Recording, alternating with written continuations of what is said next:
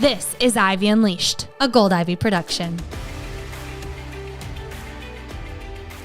Welcome to Ivy Unleashed Season 3. Season 3, our first guest episode, and we are about to wow you. We are wowed. We are kind of starstruck right now. With us today, we have Jessie Golden. Thank you so much for being on Ivy Unleashed. Welcome to the show. Thank you so much for having me. I'm so excited.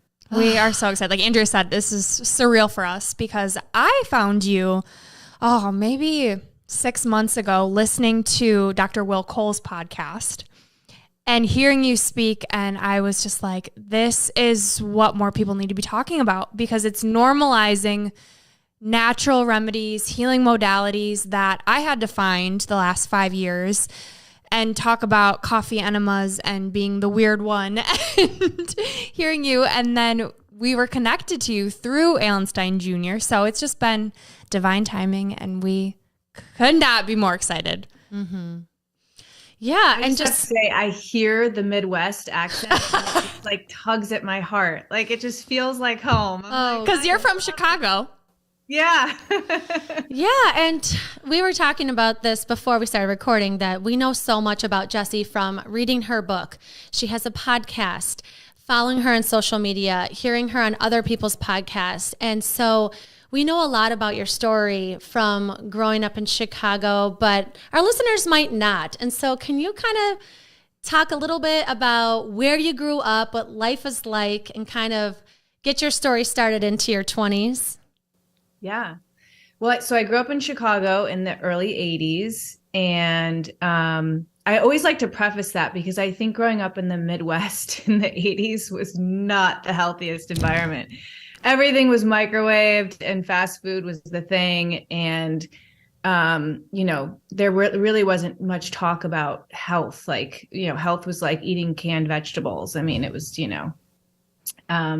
but I was always I always feel like I was an unusual child looking back. And I'm so grateful that I had a mom. I was raised by a single mom who just let me be me.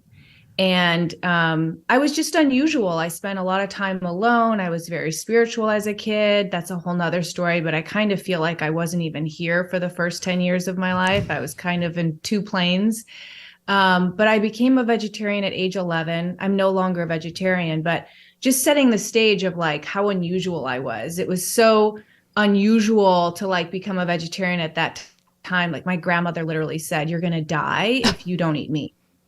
But my mom was like, hey, I'll take you to a nutritionist. We'll figure out what to feed you. And she would drive me to the city to like go to this little health food store to get like lentils and soy and tofu and stuff like that. But that was the first time I kind of made the connection between what I was eating and how I was feeling. And I became a vegetarian because I just realized I was eating animals. And I was like, I don't want to eat animals. I love animals.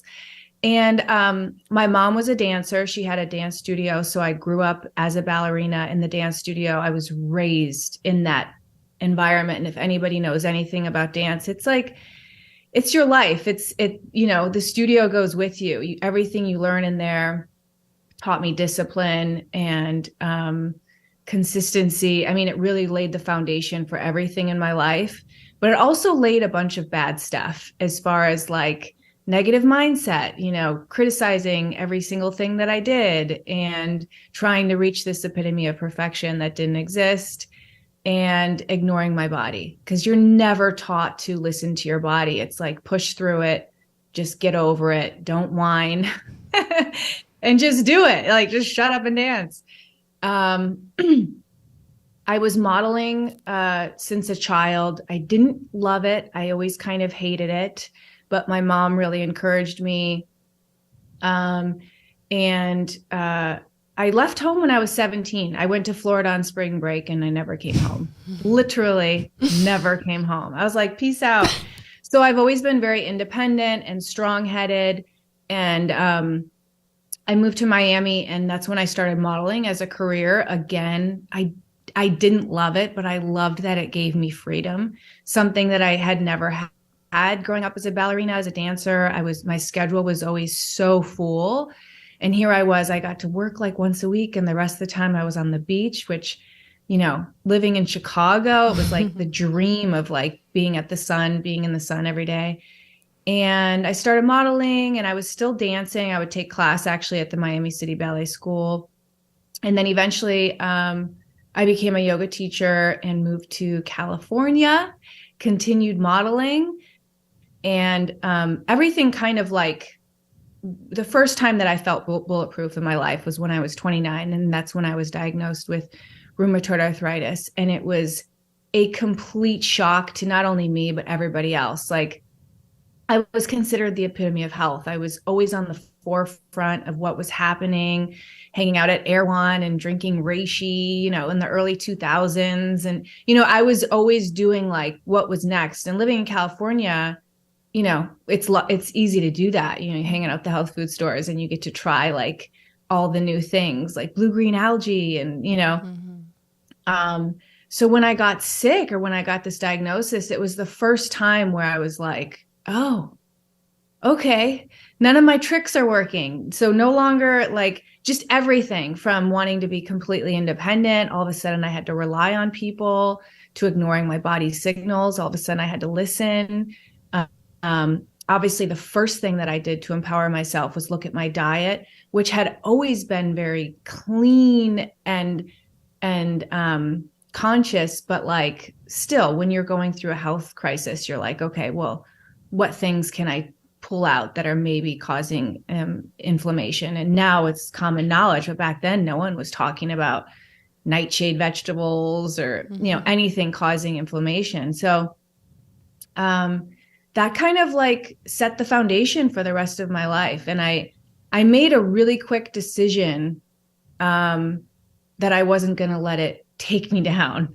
I was like, this is a challenge that I'm up for, and I'm going to destroy every statistic that's out there. And I'm going to prove to people that I can get past this. And if they're struggling with a chronic illness or any kind of autoimmune disease, I wanted to be like a beacon of hope, because back then, this was 15 years ago, there was no Instagram, there was MySpace, but there was no resources. It was, especially with RA, it was considered an older person's disease, and you're just really given steroids and good luck. TNF blockers had just come about, which are the only type of medication that can actually stop the progression of damage, but there's tons of side effects, including cancer being the main one.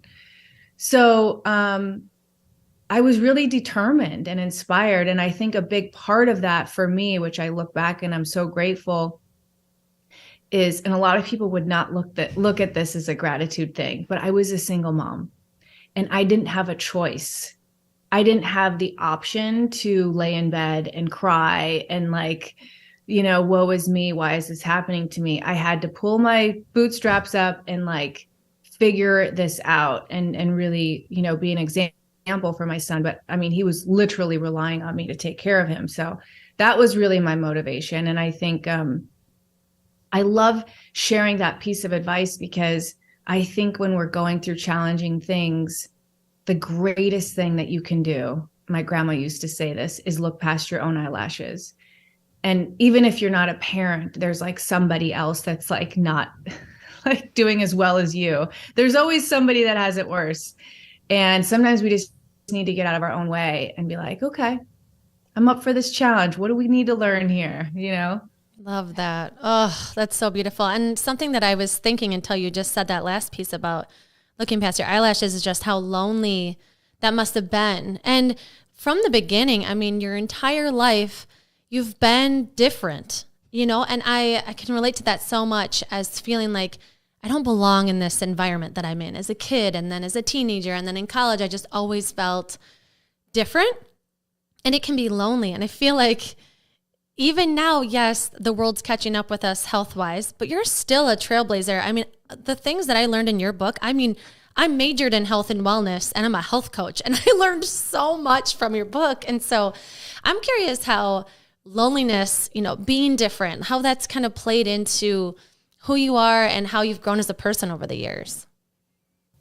That's interesting, because I never really felt lonely. I always felt different. I always have felt like I'm kind of like watching everybody else live their life. Like I'm just kind of peeking through the windows.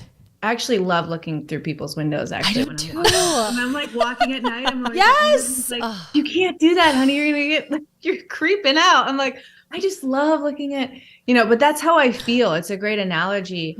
But I never really felt lonely. I've always, I know I'm an introvert, and I feel like I have this tribe of spirits around me all the time. That's probably why I don't feel lonely.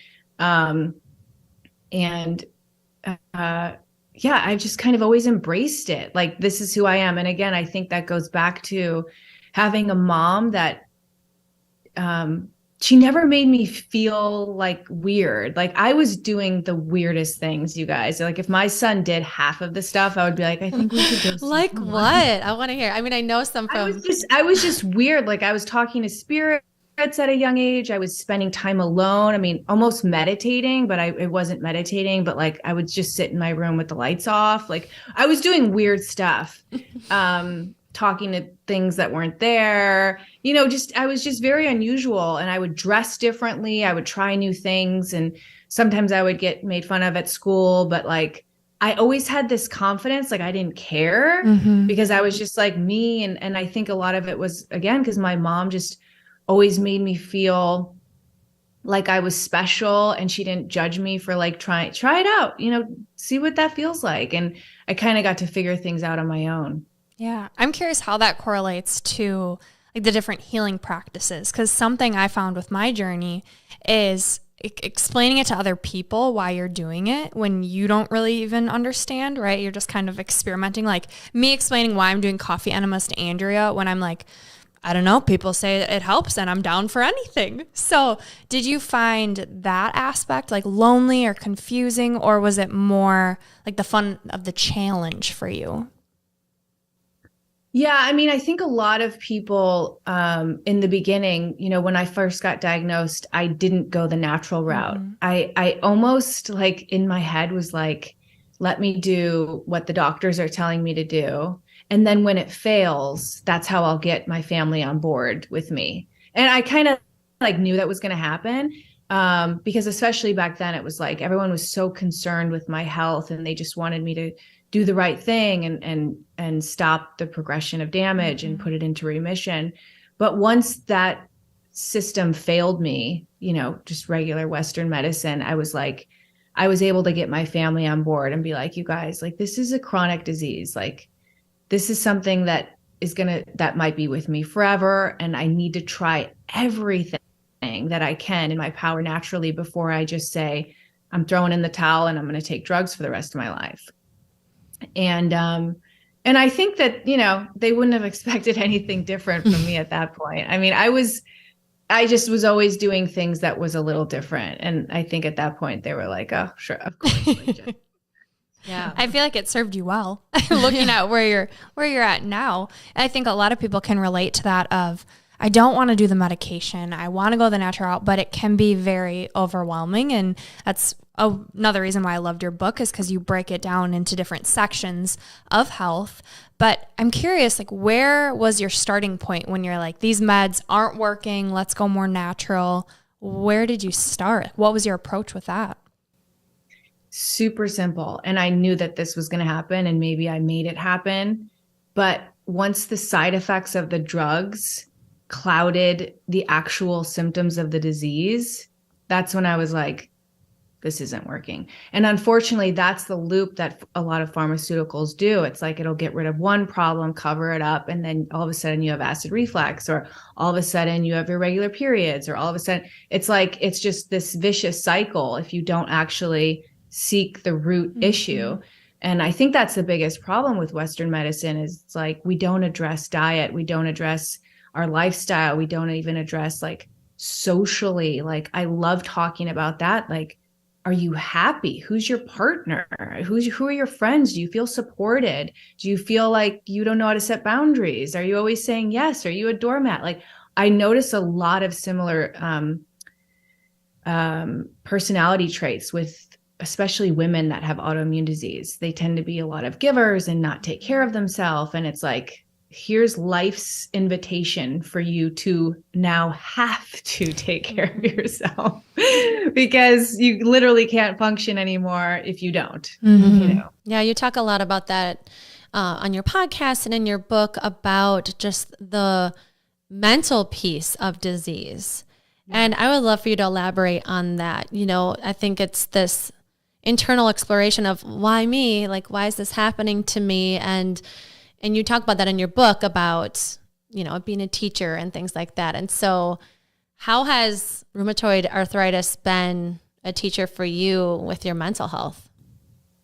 It has been one of my greatest teachers, like, period. And I feel like just having that perspective in life is so healing if you just kind of put that viewpoint on everything. So instead of thinking, woe is me, like, I lost my job or I got sick or I'm getting a divorce or whatever it is, it's like, okay, like, what's going on here? What am I supposed to learn from the situation? Maybe the universe knows something I don't know. Maybe they're going to bring me somebody better. Maybe I'm going to get a better job. And so instantly, I mean, of course, when I got diagnosed, I allowed myself to grieve and I cried and I was scared. And I did that for about 24 hours. And then I was like, all right, what do we do? And it's just like, it taught me so much. I mean, the greatest example is I was actually in the middle of getting my yoga certification when I got diagnosed. And looking back, I realized that I was going into my yoga certification. I'd been practicing since I was 18. I was a ballerina. I could do all the things. And I just wanted to get my yoga certification, my stamp of approval, so that I could use it actually for modeling, because a lot of the yoga companies were just coming to birth and companies were looking for models that were actually certified yoga teachers. And right when I started this 4-month certification, my body started shutting down. And it got to the point where I couldn't walk. I was like shuffling into class. I could not practice any of the asana, the movements. And my yoga teachers were like, as long as you're here, I will give you credit. Like, they were so kind, of course. But it was the most humbling and torturous experience for me, somebody who used her body her entire life to transmute and communicate as a ballerina.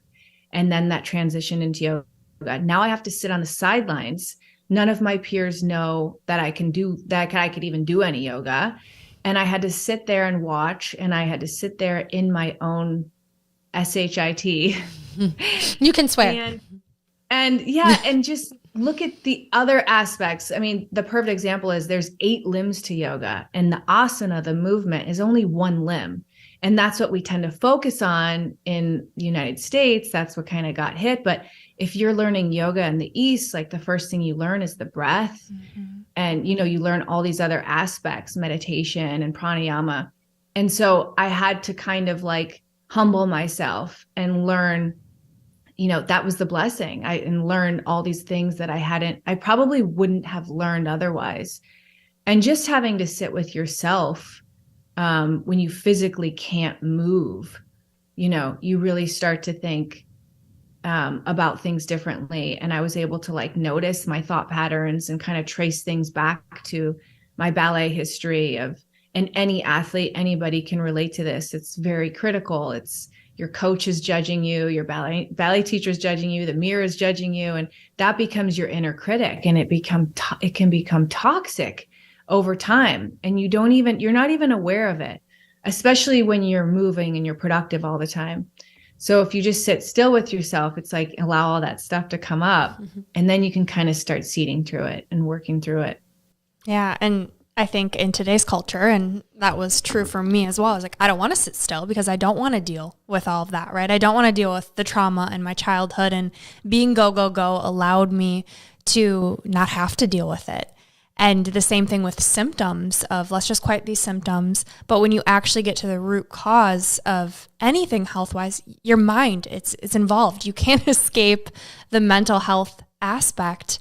So I'm curious what that deep work looked like for you. You said, okay, we're not going down the medication route. So what are some of these practices that you feel like really made a difference for you? Yeah. Well, the first thing I did at the time, I hired this woman by the name of Mina Dobik. She had worked with like Madonna, I think Gwyneth Paltrow. Like, she was like very She was like this secret guru here in LA. She had healed herself from stage 5 ovarian cancer like 30 years prior. So she was through this macrobiotic diet. And I thought, well, let's start there. Let's see what she has to say. And so I went to go see her, and she gave me this crazy schedule. I mean, talk about overwhelming, like just food and not only food, but like every part of my day was regimen. And the time that I ate was associated with an organ. Like in Chinese medicine, it's like, oh, at 3:00, that's your liver, so you need to drink the liver tea, and then you need to walk for 20 minutes after you eat, and then you can't eat after 5 because your body has to digest all the food so you can go to sleep, and you have to chew your food till liquid. But doing all these little things, like they start adding up. Like just chew. I'm just going to focus on chewing your food to liquid. Just that. Chewing your food to liquid is something we should be doing. Slowing down, chewing our food, being more mindful. Not only does it help create enzymes so your body can digest, make natural digestive enzymes instead of just shoving down, enzyme pills, chew your food, but it also helps with mind clarity, clearing your mind. It helps with symmetry of the face, just simple things like that. So I acquired so many cool little tricks. And when you're not feeling well and you give yourself like this schedule, for me at least, it felt empowering, and it felt at least like I was moving in the right direction. Even if like it wasn't working, I felt like I was doing something for myself. I wasn't just, sitting back and letting this disease take over. So diet and lifestyle, and of course, the mind aspect, like in macrobiotic, they believe it's a healing diet. So it's very clean. So literally, like anything that's toxic inside of you that you've ever put in your body comes out. And what they believe you should do when you're doing it is like be mindful of like television, like limit your TV, limit crowded spaces, limit anything that's too expansive. Because what a lot of people don't realize, and I didn't realize that until I was in this situation, but it's really hard to be clean and be regimen when you're in like an expansive or an excited environment. And that's why like a lot of people can relate to this. If you go to a concert, if you go to a club and it's like a lot of loud music and loud people, you almost have to have a drink, or some people that smoke feel like they need to smoke just to calm down the energy that's around you. Or eat bad. Like all of a sudden you want to like eat like something really bad for you because it just needs to balance that energy. So I learned so much from macrobiotic, and I continued, to this day to have little things in my toolbox that I pull from there. Yeah, I'm so curious about your toolbox because, well, you read a book like this and it's like, what would a day with Jessie look like? I mean, does she always have eucalyptus in her shower? Like, is she naked on her deck every day in the sun? Like, what is she doing? And like, could I hang out, or would she be like, what the hell are you? You can't eat that, Andrea. And I'm like, oh my gosh, my people. Which I mean, I've been doing this challenge this month of like specific things that I'm doing. I did every day for 30 days. And reading your book really inspired me because now I'm like, well, what's my next challenge? And there's so many tips in your book, which we haven't even said the name of it. It's the Golden Secrets to Optimal Health. And there's so many tips in it that I'm like, you know what I could do is every month I could just add 2 things in that she said to do that I'm not currently doing.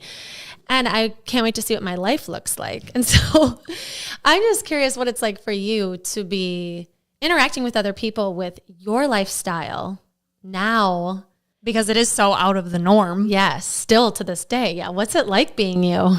You know what? I feel like everyone is California, it's everyone's like, I don't feel that like unusual. I think she's telling us we need to move to California. Yeah, we do need to move. No, I mean, especially where I live now, Topanga, like everyone's kind of like old hippie vibes. And like, it's funny. We moved here in March and my son got swimmer's ear from surfing, and all the neighbors around here are so cool and stuff. And I had like all these like witchy tips for him. Like, oh, let's like put garlic oil and like hold an onion to the ear, like cabbage leaf and stuff. And he went on a walk with the dogs, and one of our neighbor's girlfriends was like, gave him the same advice. And she's like, I'm kind of a witch. And he's like, oh no, my mom is too. Yeah, she told me all that stuff. I was like, okay. But I was yelling at him because I was like, you'll listen to her, but you will listen to me. So I think California is always kind of been ahead, but like, I feel like going ahead is actually going backwards. Like, I feel like we need to go back to ancient wisdom. I've always been drawn to ancient wisdom, to anything to do with nature. I always say, like I say in my book, nature first. Mm-hmm. I think there's a place for Western medicine 100%, but I don't think that should be our first resource, you know. Why do you think we've gotten so far away from it? Money. Yeah, I didn't want to say it. Unfortunately. I mean, you know, it's, you know, you follow the money, you know. I mean, there's so much history. Like, if you really look into like doctors and like what they're taught and who's funding what, and, you know, it's really sad. Like, mm-hmm. just doctors aren't taught anything on diet. You know, it's kind of crazy that, you know, food is thy medicine, yet they don't learn anything about. Yeah. Something Brooke and I were talking about where, you know, if you hear us saying, oh, there's so many tips in it, it could sound like it would be really overwhelming, but your book really does get back to the basics of slowing down, taking care of yourself, just eating real food. And it's not overwhelming. The way that you, as you read this book, you're like, wow, I could actually save some money mm-hmm. by making these cleaning products in my own home. And then we'd probably all feel better. And there's just like so many tips in here that you break it down. And I wanted to say too that, you know, if you start to use your skincare products, which you also have, we haven't even touched on the Golden Secret skincare products, is I also felt really like held, like you were holding my hand through the process of trying skincare products, because it's another industry we could talk about where it's about money, and you buy these products and you feel like they said I needed them, but I don't know why I'm using them, and I don't know what they're doing, and I don't even know how to apply it to my face. And then I got your products, and I had an ebook with the oil and the gua sha tool that told me what it's made of, why it's important. I had a video tutorial of exactly where to put the oil on my face and my neck, how to do it, why I'm doing things in specific order. I'm literally like looking at this majestic woman with this serene voice. It was like I was ready to sleep. I'm going to do it every night for the rest of my life. But even doing it with you, I could see results instantly of my face like feeling lifted up and why I was doing it. And you were explaining why. And so I just want to say that you do a lot. You provide a ton of information. You have a ton of skincare products, but with all of them, you explain why it's important to use it and what benefits it can provide you and how to use it. So I just want to thank you for the way that you've done this, making it so accessible. I'm so honored, first of all, that you recognize that, because it's just like so important to me. When I was writing my book, especially, it's interesting that you guys are from the Midwest, because I wrote the book like I was like writing it for my aunt. Like, how can I get my aunt who like is drinking, you know, pumpkin lattes every day at Starbucks and eating McDonald's every day and like, I don't know, just like not being healthy. How do I explain this to her without getting her overwhelmed or turn her away? Mm-hmm. And I had a lot of experience, because every time I would go back home to Chicago, I would come home with like some new trick or something, you know, and they would be like, what? You guys are doing that? I'm like, yes, trust me. In 2 years, you guys will be doing this. Just trust me. So I had a lot of practice, but when I got diagnosed, I felt so overwhelmed. Everybody had a trick that they thought was, I mean, still to this day, people like DM me like, have you tried turmeric? I'm like, you guys, I've drank turmeric for 15 years, like gallons. Okay. Like nothing, you know, but it was really important for me to make it digestible and not overwhelming, and just like very simple, like exactly like what you said in the beginning, like just starting something new and just doing that for 30 days. You don't have to throw all your food out and change your entire lifestyle in one day, because that's not really, it's not going to last long. You know, just making those little tiny changes every single day and then adding on to that, I think is is much better. And with skincare, it's like, you know, I've been making this skincare for myself forever. I mean, I started making my first product when I was 15. So it's ingrained in who I am. So it's really easy for me to like talk about it and share. And I get so passionate about it because I was on the other side for so long as a model. And I did the marketing for products that I've never actually used. And I sold products that said, oh, I look like this because of this product, or if you use this product, you'll look a certain way, or, you know, and I kind of saw like the other side of things. And when I decided to launch my skincare, only because for 15 plus years, people would ask me, what's your golden secret? What's your golden secret? And finally I was like, fine. You know, a friend of mine was like, you have to package that stuff. Like, this is crazy. I was really reluctant. I was really protective at first because they were like my secret potions. But when I decided, okay, I'm going to do this, it was like there had to be more behind it. And that's why I created affirmations with every product, because I want people to use the products as a tool, as an opportunity to practice self-love, because that's like the real inner glow. Like, you're going to be using the best organic products that have been used since ancient times, but also taking that opportunity to check in with yourself and just be like, I'm beautiful. I'm radiant. I am worthy. Like, saying those things. And I always say, if you feel weird saying those things to yourself, it's a sure sign that you need to, because it matters. I love that. And everything you're saying, it's exactly why after I listened to you on Dr. Will Cole's podcast, I immediately bought your products, because I'm like, she gets it. You know, I think right now with social media, you see all these products and they have all these empty promises. And for me, the last 5 years, the amount of money that I've spent, because when you don't feel good, you're desperate and you're willing to try anything, right? Whether it's supplements or skincare, whatever it may be, you slap natural on it and you're like, oh, okay, this is good for me. So I'm curious with you throughout the years, like, how do you know something's legit? You know, like, what has kind of been your discretion with new products, new trends, because you have been such a trailblazer? I research like a maniac. Like, I'm insane. I go down rabbit holes. My husband thinks I'm crazy, like the stuff that I'll just be like, oh, honey. And then today I was like looking up that thing and he's like, oh my God. And then I'll study something for like 10 hours. Like, I get very obsessed about things. So I think at this day and age, you have to do your own research. And, you know, even like you said, like, oh, it says natural on the front. It's like, look at the ingredients on the back, you know, look at the ingredients, do your own research. There's great websites now, like EWG, Environmental Working Group, where you can research ingredients, you can research products, you can research companies.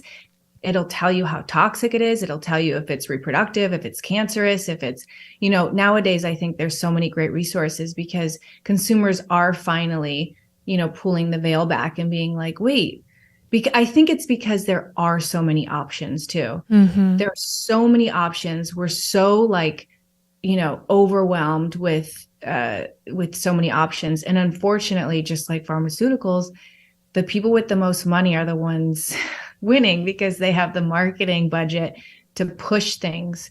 That doesn't mean that they're the best.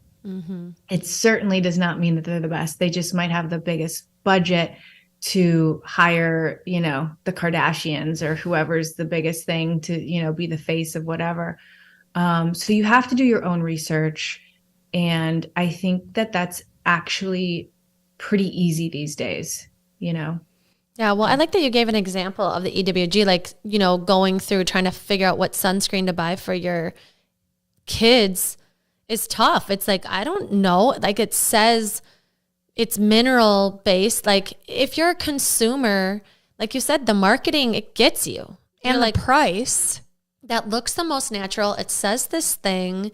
It's, you know, from a brand I've seen for years. So like, it must be pretty safe, right? And so I think giving an example of, yes, do your own research, but like find an actual site that's not biased or trying to sell you something. So EWG.org is what it is, right? Yeah. And I mean, that even goes with, I just discovered this as a consumer, as a business owner, trying to get into real retail space and different blogs and stuff. Everything has to do with money. So like, even you can't even believe influencers anymore because everything is paid. And unfortunately, a lot of people are going to sell out. And if they get paid enough money, they're going to promote something. There's even websites now, like blogs. I had no idea that like these shopping blogs and stuff, like people charge companies to be on there. So if you have the money, it doesn't actually mean that that influencer loves that product and they genuinely use it. It's that that company paid them to put it on their website. So you really have to do your own research. And I say, one of the great ways I love checking, because it's something that I'm so proud of as a business owner. And it's because I had to take this route because I am a small company and I didn't have a big budget. I don't have a big budget, is reviews, verified reviews. You can see an ad for something and it's like in your face, in your face, in your face. And then you go to the website and they have no reviews. That's a red flag. Verified customer reviews, I think, is a great way to like back up a company, because it's real customers. You can't like delete it or change it, or, you know, it's actually legit. And I think that's one of the best ways to like verify a company as well. Yeah. I think for me too, it's the owners or the creators why. You know, like hearing your story, it's like what you went through. Like, would you really put this stuff on your face? Probably not. And so trusting the organization, the people, even with different gut health supplements, of getting really specific on, do they have a story? Have they struggled with their health, or are they just selling something? You know, are they a coach who actually went through their own struggles and know what they're talking about, or are they just selling something because they're getting paid? Yeah. It's easy to just trust and, oh, yep, this is good. But to actually take the time to do the research, I feel like people don't want to do that. Yeah. They want to rely on people to just tell me what to do. Tell me what to do. You have to take responsibility for your health. Yeah.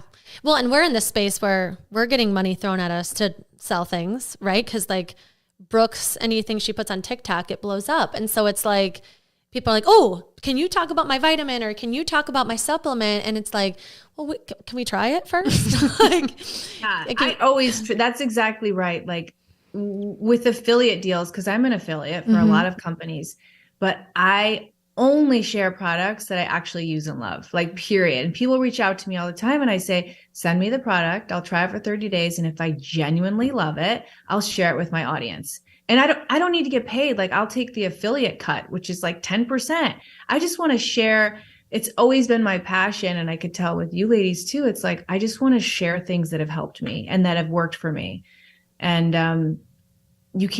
I would never be able to sell out. You guys, like, I've never done, like, I remember in the beginning, like everybody I know in the modeling industry was doing like waist cinchers and like skinny tea and like teeth whitening. Like, and I could have really used the money as a single mom. I couldn't do it. Like, I literally couldn't do it. I was like, but I don't believe in this stuff. Like, especially coming from a modeling background where I didn't have a voice and I was getting booked on jobs that like I had no control over. It was, I mean, of course I could have said no, but back then it was different. It wasn't like seen everywhere. And so, I did Burger King commercials and Taco Bell commercials. And nowadays I would never do that, you know, because I feel like I am my brand and like what I'm selling is who I am. Back then it was different. You know, you could kind of separate yourself. But now that I have a voice and I have a choice, like it's so important for me to only share things that I genuinely believe in. Is it challenging for you to have a brand and to have products that you know in your heart and soul have helped your skin and so many people's, and it's legit? Like, is it hard for you to, you know, not be in the stores like these brands are that you know have a ton of chemicals in them? Like, what's that like, knowing that you have integrity in yours? Yeah. It's so frustrating. I mean, my poor husband hears me bitch about stuff a lot. I'm just like, I don't understand. When are people going to get it?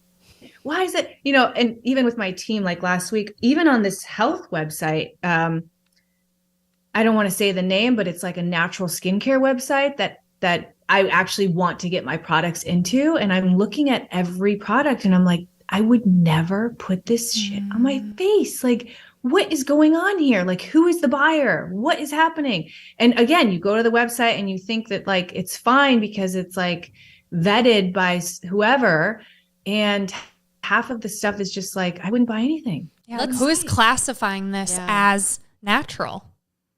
Like, how do they get to be on this site if their products really aren't natural? And that's something that I found myself too, is like going down that rabbit hole of like, is there such thing as too clean? Or, you know, because I think you can go crazy with this stuff. For me, it was like changing out all the products and spending all this money.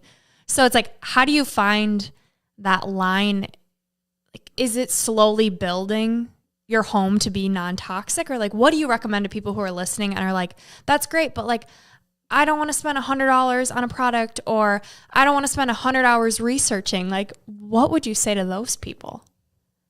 I always say like, well, for skincare, for example, like start with like what you use most often. So if you're using like St. Ives every day on your body, maybe switch that out. You know, just like the one product that you're using the most. Cause like by now everyone knows your skin's your largest organ. So like whatever you're putting on your skin, it's either doing good for you or it's doing bad for you. So whatever you're using most often, switch that out to non-toxic and organic if you can, and fragrance free, because fragrance by far is like one of the most, not by far, but I think it's one of those things that is a loophole. It's actually a loophole. It's a trade secret loophole. So people can use just the word fragrance and it can actually contain over 1,000 different chemicals, because it's a way to protect their trade secrets. So if you see that term, don't use it. And it's in everything. It's in candles. It's in garbage liners. It's my son the other day, I had him go pick up garbage liners and I was like, what is that smell? What is that smell? And he stopped at the little corner store and all they had was like these scented garbage. And I'm like, why? Like, why are they trying to kill us? Like, I'm very sensitive to any kind of artificial scent like that. I had to throw them out. I couldn't even do it. I couldn't even do it with a garbage can. So, I say start with like what you use most often. And then whenever you like get rid of something, try and exchange it for something cleaner, you know, fragrance free, laundry detergent or fragrance free soap. With soap, I buy like these big like castor oil soaps on Amazon, and you can just add your own essential oil, a little bit of lemon or a little bit of orange oil, and you can use it for pretty much everything, you know? Yeah. What would you say to those people? It doesn't have to be expensive. Is that what you're saying? Yeah. Yeah. That's something I learned with your book, because a lot of the people in the holistic field, you know, the functional practitioners that I follow on social media, it's like, it's expensive products. And I'm like, I am paying all these medical bills and then I'm trying to change products. And so hearing what you said, like adding in essential oils, those little things that you can do. So what would you say to those people who are like, toxin free isn't as effective? You know, like, because in the book you have recipes on how to create all-purpose cleaners and heavy-duty bathroom cleaners. So I'm curious what you would say to those people who are like, this stuff doesn't do anything. Well, it's BS. There's actually studies like on, I think it's tea tree oil. Tea tree oil is like so disinfectant. I don't know the actual studies, but I know that there are studies on tea tree oil versus like bleach or something. And then I actually had a product that was a limited edition product, and it was based on thieves oil, which was created in like the 1500s with the Black Plague. And there was these two guys that like stole all this stuff from the perfumery, and it was like clove and eucalyptus and rosemary and lemon. And all these people within like 5 feet of them were dying. And they were like, how did you not die? Like, what's going on here? And they had this thieves oil in their mask.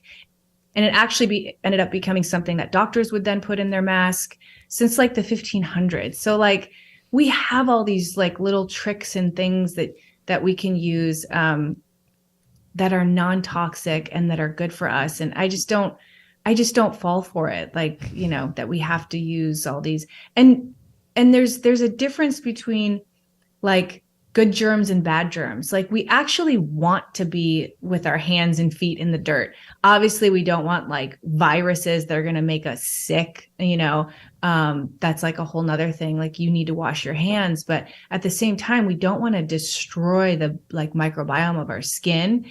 And, that if that gets shifted by using harsh soaps or using harsh products or even the environment or clothes that we're wearing, not wearing natural fabrics and stuff like that. So I think this whole like sanitization craziness, is a little, I think it's actually destroying us.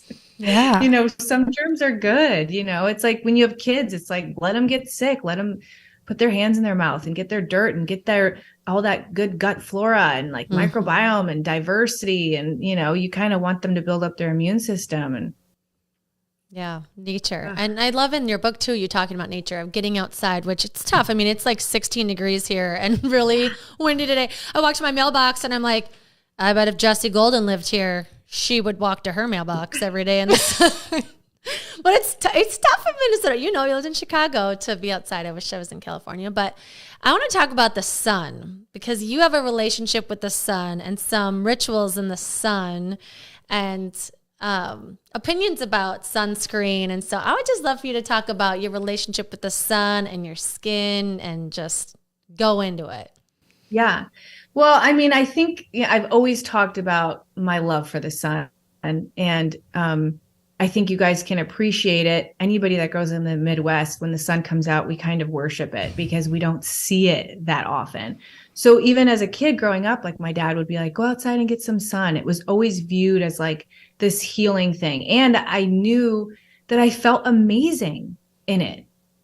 And then when I moved to California, I was always tan. I've always kind of had darker skin for being blonde.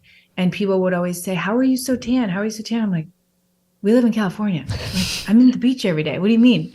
But like everyone was terrified of the sun out here, sunscreen and like hiding. And I'm like, what is going on? And so I kind of got on this like pedestal of like, I'm going to prove to I'm going to like be an advocate for the sun. And now it's really cool because I've seen on social media that people are finally getting the hang of it. And like now that all these sunscreens are getting recalled, people are understanding. But simply put, if you want to see something die, deprive it of the sun. We are living beings and our entire body, our mitochondria, everything gets alive and energized from the sun. We need the sun. We get our vitamin D from the sun. Our eyes dilate in the sun. Like everything revolves around us getting the sun. We are designed, or we were designed when we used to spend 90% of our days outdoors during the warmer months to store enough vitamin D and enough sunshine in our bones to last us through the winter. But what's happening is in the summer, people are in front of their computer all day. And then maybe they'll go outside around 12 o'clock and throw on sunscreen, which blocks, the assimilation of vitamin D and all the benefits of the sun. And they're not actually getting all of that beautiful benefit. And then they're going through the winter and they're low on vitamin D, which is linked to more cancer. And it's just like this downward spiral. So I think no matter where you live, even if you're in a cold environment, you can do 5 minutes. You can get as much as your body to the sun just for 5 minutes. I think it's so important. And, I'm really lucky that I live in California because I've talked about this. I get naked pretty much every day and like expose as much as my body as possible to the sun so it can receive it, including the eyes. I think, sunglasses was like a big fashion statement, but we're losing that light with our eyes too. We need that. We need that light. So I just feel like we need to be more connected to nature in all ways. And being outside in the sun is just one of the most beautiful ways to connect. And I feel like the further we stray from nature, the worse off we're going to be. And we're fighting against like all this technology, which is blue light. And that is so harmful.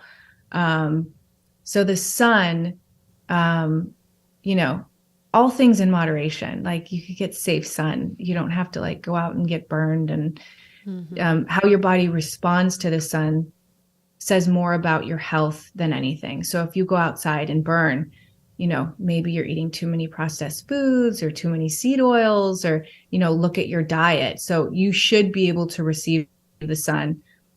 And depending on the melanin in your skin, that will determine like how much time you need. When your body turns flush is your cue to get out of the sun. And that's different for everybody. That's your cue. The body is so freaking amazing that you've gotten enough vitamin D. And then that's when you put on sunscreen if you want, or you seek shade, or you throw on a hat. But just going outside and putting on these toxic things on us, and then, eating all this horrible stuff and then blaming the sun, it's like, come on. Yeah. I did not know that with food. Yeah. Well, and I was going to say too, because you're like a walking, like you own a skincare line and you're like, don't put on the sunscreen. That is so controversial in your space. Mm-hmm. And so that's really why I wanted to talk about, because there is more to it than just what you're putting on your skin. You talk in your book about what you're eating and how that can protect you. And then, or the opposite effect, like you said, if you're having too many seed oils or processed foods, you'll burn faster. Or there's so much more in your book about it. But I'm just curious more about that. So like for you, you don't ever burn hanging out in the sun. I never burn. I think I burned once when I was like 12 and I went to Mexico and put on like Hawaiian tropic oil all day. Well, and you don't have any wrinkles either. And so like you are physical proof that it's possible to not wear sunscreen by taking good care of yourself and still exposing yourself to the sun. Well, I do have wrinkles, and I think that's normal at my age. But what I don't have is I don't have hyperpigmentation. And I think that's a big thing that is I get so frustrated with the beauty industry on what they try and tell women to do on how to get rid of hyperpigmentation. And basically everything they tell you to do is going to create more hyperpigmentation. These hydrochloroquine or bleaching stuff, and basically things that destroy, the barrier of your skin. And then the second you go in, not only in the sun, but any kind of heat, hyperpigmentation is going to happen. Mm-hmm. Or this new dermabrasion that everybody's on. Like, we need those vellus hairs on our skin. They're there to protect us. Like, our skin was designed to keep more things out than in. And when you remove that hair from your face, it's going to expose you to more environmental stressors, including sun damage, hyperpigmentation, birth control, antibiotics. All these things affect how you receive the sun.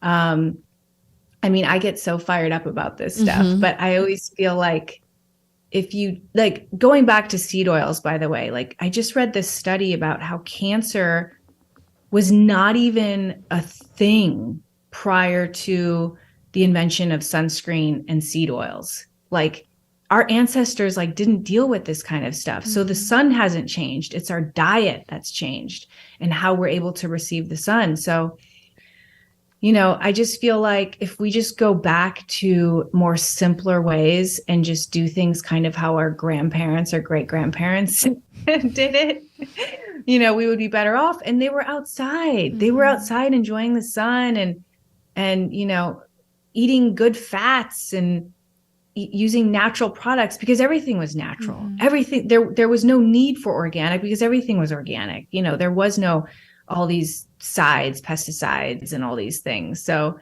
yeah.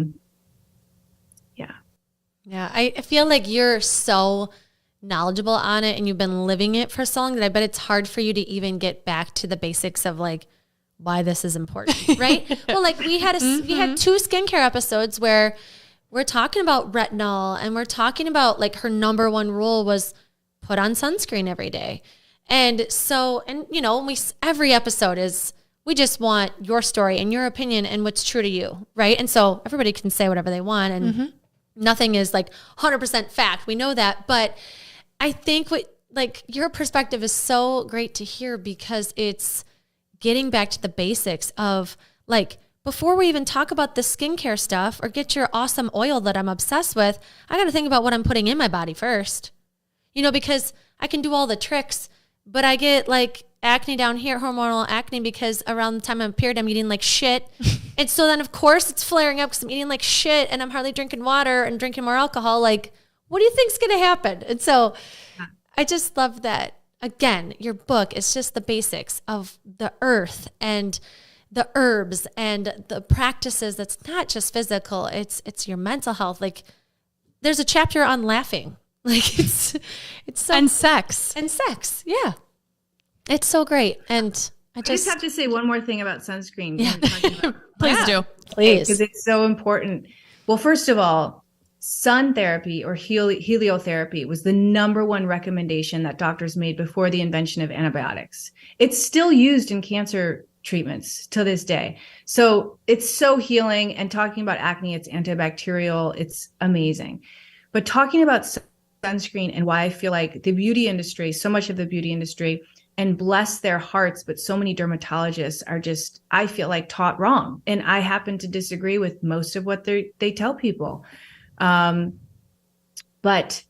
a lot of sunscreens actually separate UVA and UVB light. So when you go out into the sun without anything on, you're getting the full spectrum of light. That's the healing light that we want. We want all those colors, especially in the morning when the sun rising with the beautiful red light and all that stuff. When you put on some sunscreens, it blocks UVB. So you're only getting UVA. UVA is what is skin damaging. So sometimes sunscreen actually makes it worse, especially if what's in the sunscreen are high PUFA seed oils like grapeseed oil or hemp seed oil. Those oxidize as soon as they touch your skin. And then when you go in the sun, it's actually going to degrade your collagen and matrix rapidly. So like all these things that they're telling you to do are actually making it worse. Like that's what I'm like trying to get the point across. I'm like, you'll be better off. Even with self tanners, people think, well, maybe I'll just do the self tanner. Self tanner has an ingredient called DHA, which is what gives you that toasty color. And it has that weird, funky smell because it's literally burning the top layer of your skin. And when you put that on and you go into the sun, it actually is, I think it's like 80% more degrading, more sun damage happens. I mean, it's like, so people think they're doing the right thing, but what you'll notice, what I always noticed in the modeling industry, is the people that were doing all the things, all the retinols, all the La Mer, all the this, all the facials, they had horrible skin. They had horrible skin. They did. And here I was doing oil cleansing and going to the health food store and buying like weird hippie stuff and like putting things together. And I was like almost embarrassed of the things that I was doing because I didn't have all the tricks. And now looking back at 44, my skin looks better than a lot of these people. And I'm like, I think we're onto something, guys. I think if we just connect back to nature, like we're going to be okay. You're like the test of time, right? Because I mean, we live in this world where marketing is king. It is. And money and marketing is king, and it works. And they've figured out how to work our brains and get our wallets out. And I'm a complete victim of it. I mean, I realized too, just by hearing your story and just how your entire life have been like, I'm just going to do a little bit different than everybody else. Like, I wish I was more like you where I could trust that, that self-trust of something's off here and I'm going to try it my own way, and I think more people, and that's what we try and promote with people is, we've started a new business and a podcast and want to do things our own way where we allow people to just tell their truth and their stories that are raw and then maybe they haven't told before. And I just feel like you can easily coast with social media and just do what you're told and buy what you see. And like, I want to encourage people to do more of what you're doing, where it's like, wait a second, is this working? Like, do I feel better? Is it helping me? And then we can just look at you and be like, okay, this works. What you say is the anti-aging cream really anti-aging or is it aging me? Yeah, I see anti-aging. I'm like, yes, okay. I'll try it. Marketing. I mean, it's again back to taking ownership and responsibility and not believing everything you hear and, being smart about it. Like asking yourself those questions and not believing everything you read or hear, which is something that I've had to retrain my brain to do. So it's not easy for people listening. It's like, it can seem overwhelming because you think of what our norm is, it's when that's been your life, I think start now. Like it's never too late to start and to make these changes, but also giving yourself grace of why it is difficult. And because of big pharma and money and marketing, like it does make it harder to really go back to the basics. I think learning to trust your own instinct, like just listening to you ladies, like I feel like we're in a society where we're like told to trust everybody else, or what's this? Everybody's got this complex now. What's this complex everyone's talking about? Like people don't have they don't feel worthy enough to trust their own self, basically. They feel like they need to go outside of that and get it from a doctor or wisdom from somebody else that like has a lot of followers or, but I think just trusting your instinct in those little things, like if your voice says, turn right instead of left right now, or leave home now instead of 5 minutes, like just listening to those inner voices throughout the day, that voice will get louder and louder the more you listen to it. And then you'll kind of start to trust your own way. And it's very hard in this world where we're being bombarded by so much information.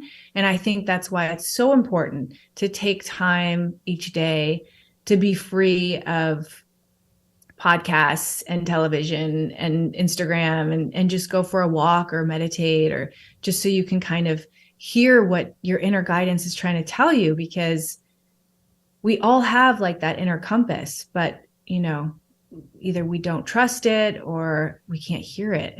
Yeah. Oh, I'm so glad you said that, because that's, I think in my healing journey, why meditation has been so huge is because I've learned like I am my own best doctor and I know my body best. And with everyone that's been turning to me for gut health guidance, it's like there isn't one secret trick or one secret supplement, right? Like you have to do the deep work of tuning out that outer noise, doing what's best for you. But the minute you go back to normal life, right, it's eat this food and it's convenient. And so you have to keep taking that time to slow down, to realign, so that voice becomes loud and you can really connect with it. So I'm so glad you said that. And something both of you have said is and I know you've said previously, is people have suggestions for you. Mm-hmm. Have you tried this? Have you tried this? And I know that that's a big piece of coaching is like, okay, once we get off the phone, the floodgates are going to come back in. Mom's going to have an idea, or your uncle or whoever is going to tell you what's best. And that's, something we try and talk to people about a lot, like whether it's your career path or, some type of new diet you want to try, or, a new practice in your family. I think it's important. Like we have these callings, like we all know those things we want to work on and try. And I think, something that you brought up a few times is your mom, and listening to her episode with you on your podcast was so cool, because I can see why you've created what you've created. If you have that safe space to be who you are, I mean, you've created some really cool things. I mean, your products are cruelty-free. You have solar power plants. You have solar powered manufacturing facility. Thank you. Solar powered manufacturing. You provide trees for, purchases. Like if you buy something from the Golden Secrets, like you're planting trees. And so I just think it shows, maybe your parents didn't give you permission to be who you are, but give yourself that permission. If you don't feel like you were hurt as a kid or you couldn't be who you are, like there's value in listening to those things. And you can really provide some beautiful things in the world like Jessie has, because I feel like I'm benefiting from your mom letting you be who you are. That's so sweet. What's your mom's name? Marianne? Yeah. Shout out, Marianne. Yeah. She'll love that. Yes. I just keep hearing the trusting yourself, trusting that voice to do what you believe is best, because if you listen, it'll tell you. Which leads me to my next question, Jessie. I'm curious, with you being a badass entrepreneur, how busy you are, like how do you juggle taking care of yourself, healing, but also navigating being an entrepreneur and life? I'm still learning. I think just acknowledging that balance is actually a never-ending balance. Like there's never a final destination. But just seeking it is balance, So I'm so grateful that I have a very supportive husband who allows me the time that I need to take to work and to take care of myself. Like, he's incredible. And my son is now 18, so he's, I'm like, okay, now it's your turn to take care of me. But I mean, my life has been constantly evolving. I mean, I've had like the craziest moments where I was a single mom trying to start a company and I was sick, and I was just like thinking about how I did that. I don't even know how I did that. To where now I definitely have more balance in my life. And I say, when people ask me about like business and how I like kind of keep everything, I just kind of do what's in front of me. Mm-hmm. As weird and as simple as that sounds, like I just do things as they come, so things don't like stack up. And if my son wants my attention, then that takes precedence still to this day. Like, he'll show me like 30 surf videos a day and I'll be like, okay.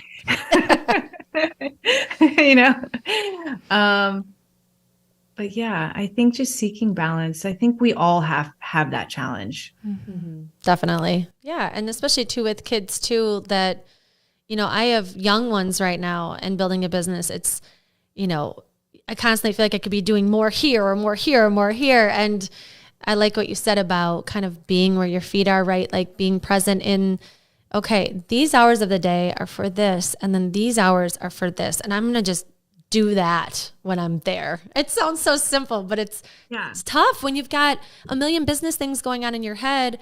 When you're sitting with a child, it's like, oh my gosh, I need to turn this off. I got to turn this off and just be here. That's why I make lists. Like, anytime I have a thought, I just write it down so I can always come back to it. Because I'm a big believer in just taking breaks too, like self-care breaks, like going on walks or going to hang upside down or doing a little yoga, or like just getting off the computer, because so much of what my day consists of now has to do with technology. And so I really need to like take those breaks for my eyes and just for my mental health, I'm just imagining you on your deck naked, doing your inversions around your house, staring into the sun with no sunglasses, like all of these things that are clearly they're benefiting you, but they're just so different. And not even that, just learning more about you, knowing all the different spiritual practices you've done and things you've tried. It's like, I feel like I could talk to you for another 3 hours about the random things that I know about you, just to hear more. Well, it also gives me hope that because I do believe I cannot run a successful business if I'm not well. And that has been like priority number one. And what I love so much about our relationship is like Andrea supports that, right? When I'm thriving, the business is better, and vice versa. And you're proof too that you have to prioritize your well-being. You have to take care of you. Those breaks are needed. Those naked sunbed, like that's productive. That is adding to the business and your success. Yeah. And sometimes, having an ailment or an illness, like I said, can be motivating. For example, I didn't share a lot of this till recently, but last year, 2 years ago now, right in the middle of COVID, I decided to do, I needed 2 hand surgeries on both of my hands from RA. My joints had shifted and the tendons had fallen off the bone. So that was fun. Oh my gosh. And I was right in the middle of the busiest time of my business. And I wasn't in manufacturing yet. I was still handcrafting everything. So I had to hire help, and my son and my husband were home. So I put them to work. But I did everything with my left hand for 6 months, taught myself how to do everything with one hand. And I mean, like filling bottles and putting on stickers and putting things together, and not only, brushing my teeth and stuff. I don't think I washed my hair for a while. And then I went right into doing surgery on my right hand, but my left hand was still new to me. It was like getting a new hand. So I was learning how to use that hand. And this was during the craziest time of my business. Over the period that I did handcraft, I did over 25,000 bottles before I got into manufacturing, and with one hand, either the right hand or the left hand. And a lot of people didn't know this. I actually, while we were going through it, I didn't want to share because COVID, everything was going on. And I was like, oh, I don't want people to think like this is weird that I only have like one hand or something. So a lot of facilities were shut down. But, it was motivating for me too. Like, I have to keep going. And so it motivated me to, do my hand therapy and get things going. And I think it was really part of me getting my hands back to where they are now is just like doing all that movement and not being complacent. And, Yeah. Wow. Oh, that's so powerful. Thank you for sharing that with us. Well, Jessie, I just want to say Jessie Golden, because I cannot believe I'm talking with you. It's been this like buildup of, man, we could ask her a million things, and there's, so many things we could thank you for what you've put into the world. But we want to make sure everybody knows where to find you so that they can get an ebook, or they can get your actual book, or they can learn how to use a gua sha, or they can, get more of you on social media. So where can our listeners find you? I think Jessie Golden on Instagram is probably where I post most often. And then I also have jessiegolden.com where I share like everything and anything that has helped me in my life. And then thegoldensecrets.com. And we also have an Instagram and TikTok and Pinterest and all that stuff. Awesome. She's everywhere. If you're looking to heal and get some inspiration and learn about different products, and I love following you too for the products that you do post and your page on your website. It's amazing. And if you want to try the Golden Secrets, you can use code GOLDIVY for a discount. Jessie and her team have been so gracious for that. So thank you. We want everyone to experience this gold, literally. Yes. And we'll put it in our show notes too, so that you can link right to the site, and we'll have our discount code there too. Yes. Well, thank you again, Jessie. And we have more. We want more from you. So your 3 gold stars, these are your 3 takeaways that you'd like to leave our listeners with. I would say stay close to nature as possible in all ways. What you eat, put on your skin, your lifestyle, fabric, everything that you do.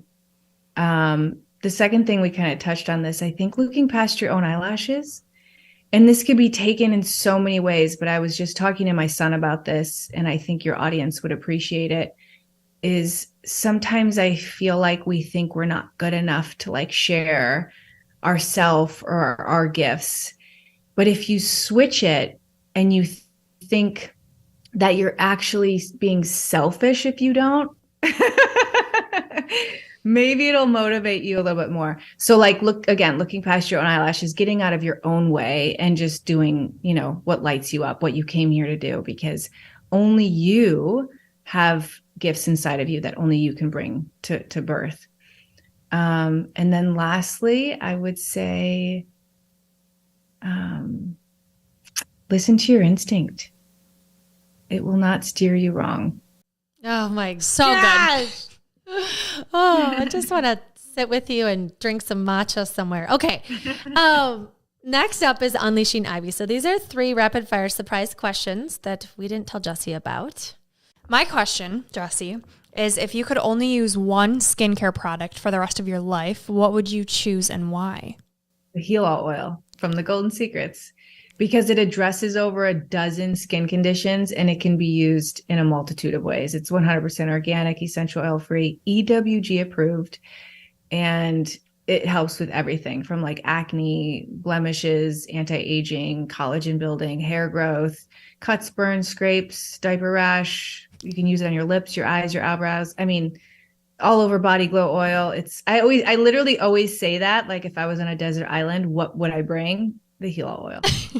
And I actually read reviews on it because I'm about to purchase it for my kids because they have a few scars from, different things. And I read a specific mom whose son had like a skin condition from a pool and had all these little dots on his neck, and it healed it. And so I'm like, oh, I'm going to use that on my kids. So yeah, that's one of my favorites because there's so many reviews from people that had gone to talk about dermatologists, like dermatologist to dermatologist, put on antibiotics and put on like retinol and put on, I don't even know what they give you for eczema and psoriasis and stuff, and nothing would work. And then they use the Heal All Oil and it's gone. I'm like, ah.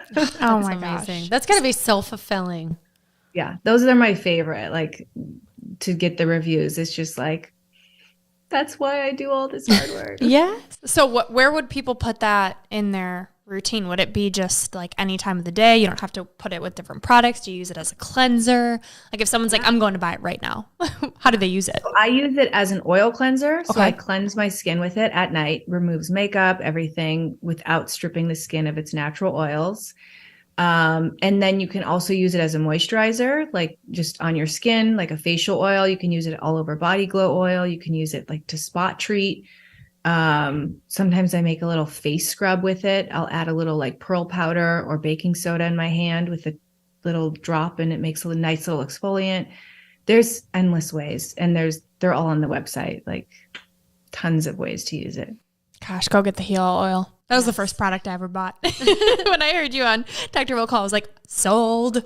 Oh, I'm debating on my question because I want to go two different directions.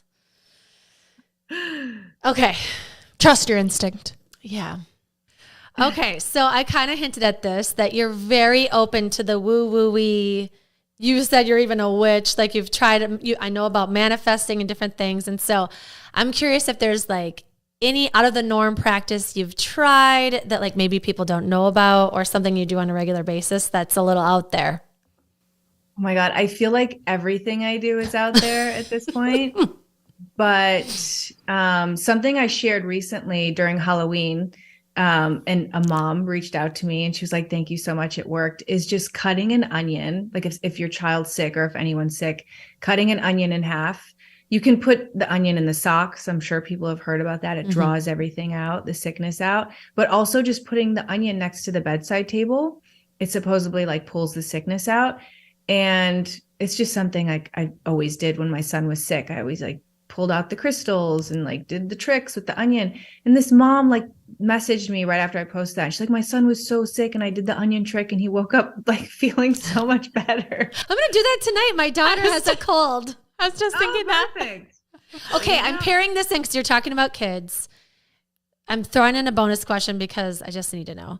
As a mom in your life, like you say, your son is the other large teacher in your life. And so I'm curious, like, what's your biggest lesson that you feel like you've either taught him or he's taught you in your life? He taught me self-love. How? Through him, I realized that I needed to love myself. You know, so I everything since the day I found out I was pregnant, I started doing for him.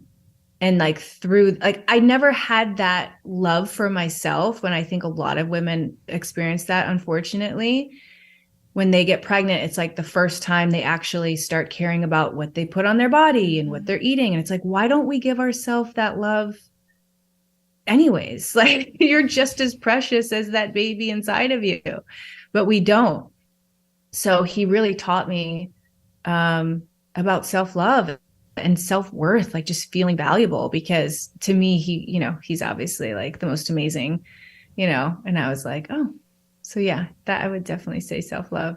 Yeah, it's interesting because it can be flipped. A lot of people, like you mentioned, like it's a badge of honor to be selfless. She was so selfless. She did everything for me and never did anything for her. And I like that perspective of, they need you. Don't you want to be in their life? You have to take care of you. And you're modeling how to, how they should take care of themselves by what you're doing. Yeah. I love it. All right. And last question, Jessie, what is one thing you wish you would have known sooner? Oh, geez. I think this goes back to my son again, because he's 18 and I'm just kind of like thinking about all the things that I wish I could have done. I wish I would have, it's not even that I've known sooner, but I just wish that like, I would have felt more valuable. Like, I wish I would have said yes to more things. I had this, looking back, I'm like, oh my gosh, like, I can't believe I was insecure. I can't believe I thought that I wasn't worthy of that, or that I couldn't do that. I wish I would have said yes to a lot more things. I think I kind of pushed a lot of success away because I was scared or I didn't feel worthy. And I was trying to explain this to my son and it didn't come out right, but I said, you are probably going to be the best you'll ever be right now. And he took it as a negative, saying, Mom, what are you talking about? Like, I'm going to get better and better. But what I meant was like, at this age, at like 18, like you're so young and vibrant. And like, I was specifically talking about his surfing, and I was like, I want you to capture it and like know how amazing you are. So I wish like, I wish, cause I wish I had that. I wish I would have known like how good I was at certain things at that age. And I think it's important for people to feel that, you know, whatever it is that they are worthy, and to say yes to more things. Yeah. I'm hearing the trust and stepping in your power, believing in you. Mm-hmm. Oh, I don't want this time to end. I'm so sad, but I'm so grateful for you and just your life. Like, you are so needed in this time of our life where social media and all of the noise, like a presence like you is like someone that can help simplify things and get us more connected to nature and back to our instincts. And just, it's so simple, but we need someone to say it louder. So I'm so glad you have your platform and your book and your skincare. And so thank you for sitting with us. It has been such an honor. I can't wait till this airs. I can't wait for everybody to have more access to you and all that you're putting in the world. Thank you so much. Thank you so much for your kind words. I'm so appreciative that all of it. Thank you so much. You're welcome. Oh, you'll be seeing more of us. Yes. You have no choice. All right. And Jessie, last but not least, your piece of gold. Would you like to share yours? Yes, it's actually a quote that's in my book, and I put it into every aspect of my life, but it's every obstacle or challenge in your life is an opportunity to bring more light into your life and others. This is Gold Ivy signing off. Listen to your truth and go chase your gold.